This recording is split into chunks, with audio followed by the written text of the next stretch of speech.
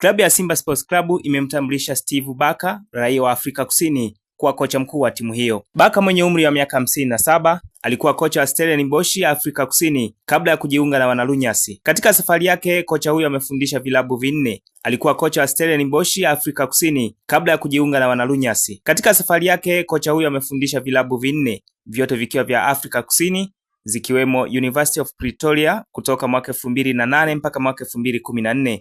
Kisha akafundisha Amazulu FC kuanzia mwaka 2014 hadi 2016 na baadaye akafundisha timu ya Black Arches kwa miezi 9. Kocha huyo anasifika vyema kufundisha timu zenye daraja la kati, ambapo ameongoza timu zake michezo 347 akishinda 125 sawa na 36%, sare 103 sawa na 30% na kupoteza michezo 119 sawa na 34%. Barker aliipandisha Stellenbosch katika ligi ya Afrika Kusini mwaka 2019 na baadaye msimu wa mwaka 2023 akachukua kombe la Karen Knockout.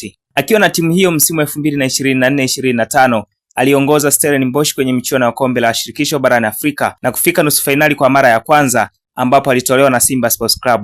Mimi ni Yohana Mashauri na hii ni Open Online Media.